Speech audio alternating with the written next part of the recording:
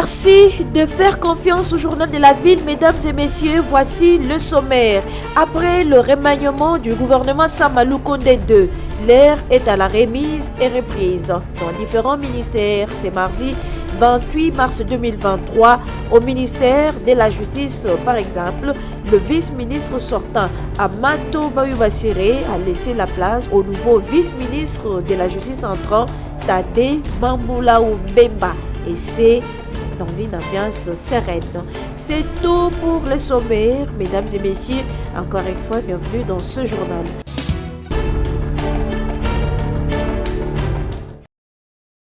Remise et reprise ce mardi dans des différents ministères. Le nouveau vice-ministre de la Justice, Tade Mamboulaou Mbemba, a pris ses fonctions au terme d'une cérémonie de remise et reprise avec le vice-ministre de la Justice sortant, Amato Bayubasire, ce mardi 28 mars 2023.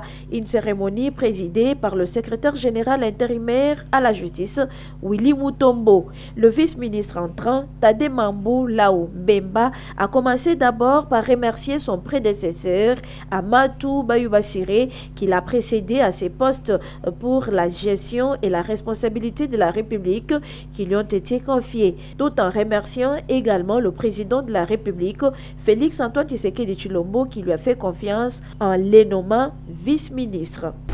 Tout en remerciant moi également le chef de l'État qui m'a fait confiance, me nommant comme vice-ministre ici à la justice. Et je réitère le même vœu au président de l'Assemblée nationale, honorable Christophe Mbosonko Dampanga, qui m'a également fait confiance en me présentant au chef de l'État. Pour ça, je m'inscrirai dans cette même logique que mon prédécesseur, qui a géré avec dévouement cette responsabilité qui lui a été confiée. Ce sera toujours pour la cause de notre pays. Et pour sa part, le vice-ministre sortant de la Justice, Amato Bayubasire, a tenu à féliciter son successeur pour sa nomination. C'est la confiance qui lui a été faite. Je voudrais remercier son Excellence, Monsieur le Président de la République, Félix Antoine Tshisekedi, son Excellence, Monsieur le Premier ministre, son Excellence Vital Kamerhe, président national de mon parti, pour la confiance qui m'a été faite, accordée pendant 2 ans, membre du gouvernement. Quand je suis arrivé ici, ma première pensée était dirigée vers la journée d'aujourd'hui. Il arrivera un jour, je vais quitter. Donc quand on prend les fonctions gouvernementales, il faut toujours penser au jour où on va quitter. C'est pour cela qu'il faut bien faire son boulot, il faut être bien avec tout le monde. Les deux personnalités se sont échangées les registres et c'est dans une ambiance sereine.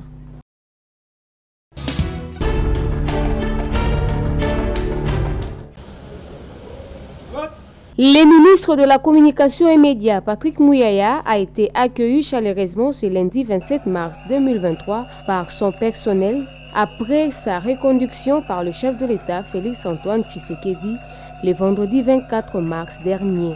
Prenant la parole, après ces vibrants accueils, le directeur de cabinet Nicolas Lianza a, au nom de tout le personnel, témoigné au ministre leur gratitude.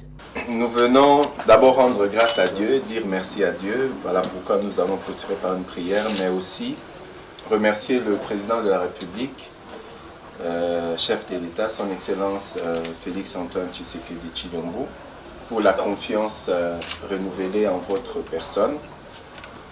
Et ce n'est pas une évidence, mais c'est une grâce. Et pour symboliser ses maintiens au gouvernement Samalou Condé II, Nicolas Lianza a remis au nom du cabinet une sculpture en bois reflétant une personne réfléchie en train de travailler dans le silence, ce qui résume les qualités du ministre Mouyaya. Nous voulons encore par cet acte, par ce petit cadeau, vous réitérer notre volonté de continuer à servir le pays sous votre direction, de la même manière que vous aussi vous allez continuer à servir le pays sous la direction du Premier ministre et avec la coordination du Président de la République. Vous aimez dire la bouche qui parle beaucoup pêche et je ne souhaiterais pas pêcher. Le ministre Patrick Mouyaya Katembwe a manifesté sa joie lors de sa prise de parole. Monsieur le directeur de cabinet, merci. Vous avez tout dit. Ce n'est jamais un acquis. Mais Dieu a fait grâce. On a travaillé. Même quand vous faites un examen, vous avez bien étudié et tout ça, mais il y a toujours un petit stress. Oui. Non seulement qu'on a bien travaillé, mais nous avons foi en Dieu, au président et au premier par rapport au travail que nous avons commencé. Et le travail que nous faisons ici, j'ai dit nous, parce que c'est moi et vous. C'est un travail qui a été apprécié, mais je pense que c'est un travail qui peut être amélioré, être davantage apprécié.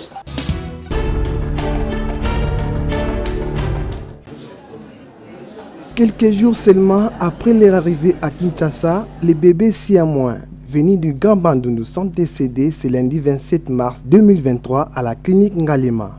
C'est le médecin directeur de cette institution sanitaire de l'État, Dr Roger Kongo Minga, qui l'a annoncé après avoir effectué plusieurs examens cardiaques et autres sur ces bébés avec l'expertise des éminents professeurs et médecins venus de partout. Selon le docteur Roger Kongo, ces bébés avaient des malformations cardiaques. Tous les examens avaient été faits et ils ont eu aussi à bénéficier de tous les traitements dont ils avaient besoin. Les traitements, c'est-à-dire les médicaments, les antibiotiques contre les infections et tout ce qu'on a pu donner. Alors, nous avons organisé ce jour un grand staff qui réunissait un grand nombre de chirurgiens qui sont dans la ville pour que nous puissions échanger et voir ce qu'on devrait faire de ces enfants. Est-ce qu'il fallait qu'on les opère? Est-ce qu'il fallait qu'on retarde leur intervention? Bon, voilà, nous avons une triste nouvelle à vous annoncer ce soir, qu'il y a 3 heures, nous avons perdu ces enfants siamois. Alors, les examens ont montré que ces enfants avaient des malformations sur le plan cardiaque. Il y a un qui avait ce que nous appelons les transpositions des gros vaisseaux, et en plus d'autres qu'on ne pouvait pas savoir. Alors, ils étaient liés en plus par l'une des cavités du cœur, mais les autres organes étaient séparés. Nous pensons que comme on n'arrivait pas à remonter les taux de l'oxygène, il désaturait tellement que malgré le traitement et l'engagement de toute l'équipe qui les a pris en charge, nous les avons perdus ce soir. Il a en outre présenté ses condoléances à la famille éprouvée et aussi rendu hommage au chef de l'État pour son implication afin de sauver ces bébés.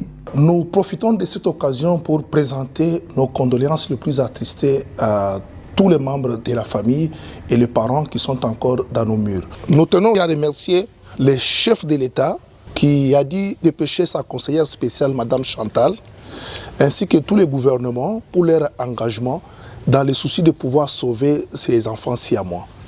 Et c'est aussi une occasion pour que nous puissions dire un grand merci à toutes ces personnes qui se sont engagées pour aller chercher ces enfants et les ramener ici chez nous.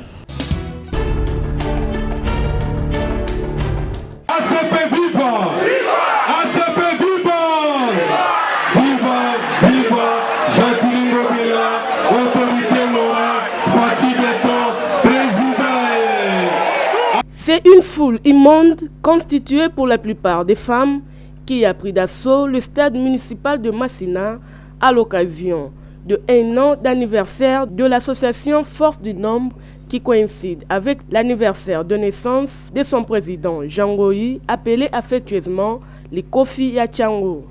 L'événement s'est déroulé le dimanche 26 mars 2023 en présence du président de la fondation Les Amis de Ben Bakatouka et les cadres de l'ACP, dont Jean Goyi est président interfédéral. Communiant avec sa base, le président Jean Goyi a d'abord sensibilisé ses membres ainsi que les militantes et militants de l'ACP sur les enjeux politiques de l'heure. Puis il a encouragé les habitants de Tiangou d'adhérer en masse au sein de l'ACP, parti cher au gouverneur Jean-Tiningo Bilambaka qui travaille sans relâche pour le bien-être de la population. Donc fêter le premier anniversaire de force nombre et puis aller anniversaire de la donc pour dire au moment où la politique aux la cima la bango et puis de c'est bango l'élection ils allaient pour se pointer quand le candidat Moko n'est pas présent Félix Antoine Tshisekedi Tshilombo Fachi Beto au biso de se voter à 100%. ACP pour soutenir présent à 100%. Cet événement qui coïncide avec la clôture du mois de mars, mois dédié à la défense des droits de la femme, des pagnes ont été offertes aux mamans, cadeaux signés président Jean-Roy Likofi Tchango. ya biso likofi ya Tchango wana ye likofi na biso ya Tchango mwana Tchango abotami na Tchango avandi na potopoto ya Tchango akoli azwi pe bokonzi aza kaka na Tchango bongo tokotike tokende wana lelo mpenza na kopele ezali mokolo ya biso bamama omemaki excellence Tchango na libumu 9 mois tobimisaki ye mokolo ya lelo lelo nde ezali anniversaire na ye ezali mpe sanza ya bamama yango nabengisi biso bamama mokolo tobotaki ye donc lelo aza bébé. Désormais, la structure Force du Nombre ainsi que le parti politique ACP jettent leur dévolu sur Félix Antoine Tshisekedi Tshilombo aux prochaines élections attendues au pays.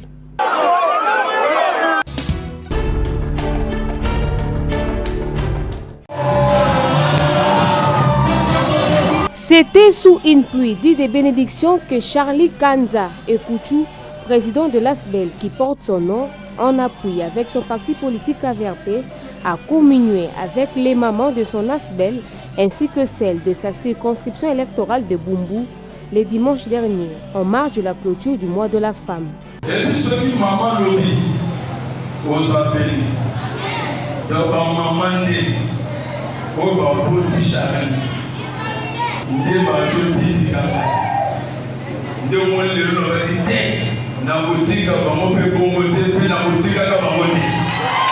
Profitant de la circonstance, Charlie Kanza éclaircit la foule sur les raisons déterminantes de sa candidature aux législatives de décembre 2023.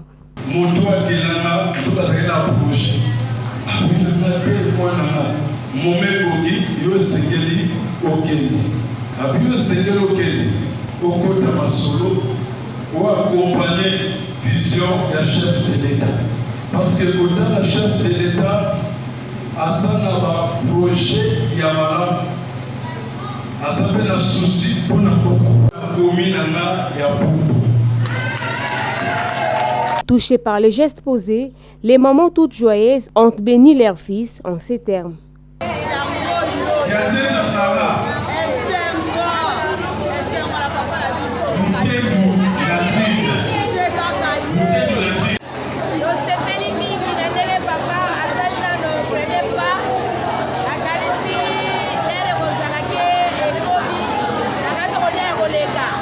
L'AVRP n'est pas restée indifférente face aux actions du président Charlie Kanza, promet par les billets de son président provincial Ramazani Trésor un financement à cet ASBEL qui défend tant les intérêts de la commune de Bumbu.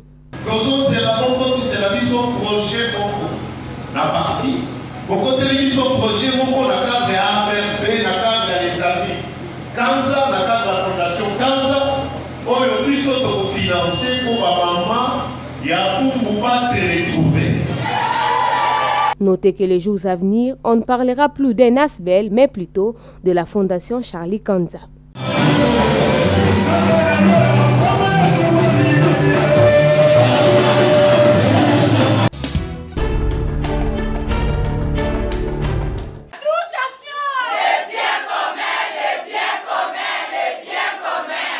Le mois de mars, mois de droits de la femme, clôturé en toute beauté par la Ligue provinciale de femmes du MRJUCO, mouvement de réveil de la jeunesse congolaise, c'est samedi 25 mars 2023 sur le thème national éducation numérique égalitaire pour la paix et l'autonomisation des femmes et des filles en République démocratique du Congo.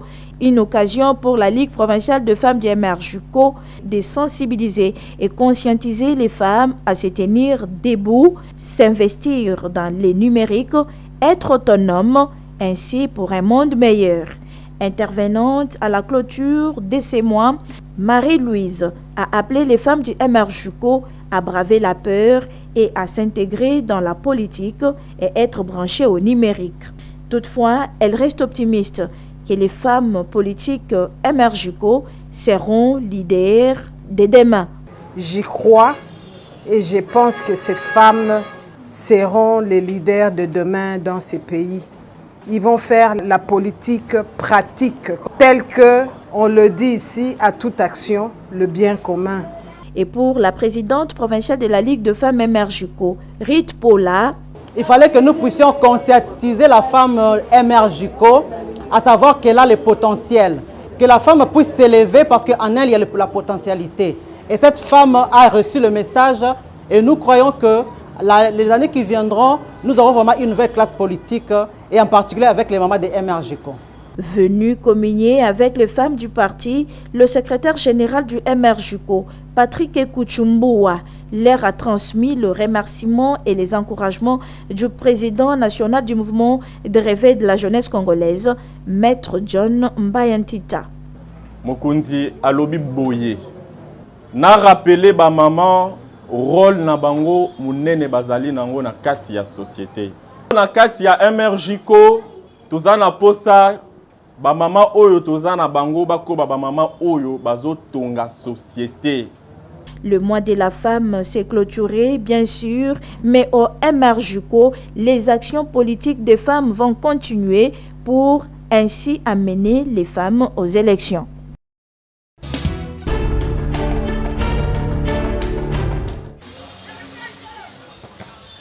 Après les assises d'évaluation de l'addendum au protocole d'accord de Bibois, signé en Bouela-Lodge, le syndicat national des enseignants des écoles primaires publiques de la République démocratique du Congo, SINEPP, a fait restitution des résultats de ses travaux à la base au cours d'une assemblée générale organisée ce samedi 25 mars 2023 à l'école EP1 et 2 Sonapangu dans la commune d'Ndjili. Rigan Itumbi, président du SINEPP, donne les points forts de cette restitution. Nous avons présenté aux enseignants, il y a des réalisations qui ont été faites à Bouela Lodge. Le gouvernement, nous sommes convenus avec le gouvernement parce que le ministère du budget nous avait présenté un budget de 41 milliards. Dans les 41 milliards, le banc syndical a réparti selon les activités qu'il faut. La première activité serait le réajustement de la prime de gratuité à la hauteur de 100 000 francs pour tous les enseignants du primaire dès ce mois d'avril. La deuxième activité, le paiement de 5 000 camarades nouvelles unités du primaire et 10 000 autres du secondaire. 3. Paiement des inspecteurs de la dernière édition. 4. Paiement des grades déjà transposés sur les listings de tous les enseignants de la République. 5. Prise en charge de tous les retraités ayant reçu leurs allocations de fin de carrière par la Caisse nationale de sécurité sociale des agents publics de l'État, 6. Nous avons le réajustement des frais de fonctionnement des écoles ayant connu des modifications respectives. Cependant, le SINEPP fait confiance au gouvernement congolais et attend voir ces derniers prendre en compte les résultats de ces travaux. En cas de non-réalisation des dites promesses sus-évoquées, les enseignants des écoles primaires publiques de la République démocratique du Congo se réuniront une fois de plus au sein du SINEPP et décideront pour leur destin et le gouvernement sera tenu seul responsable de tout ce qui arrivera à partir du 1er mai 2023. SINEPP, c'est l'enseignement du primaire. Je suis enseignant du primaire, je me lève et je défends mes droits.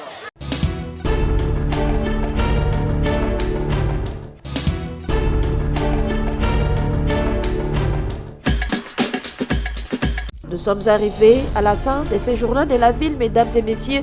Merci de l'avoir suivi et le prochain rendez-vous est fixé pour ce mercredi et d'ici là, portez-vous bien.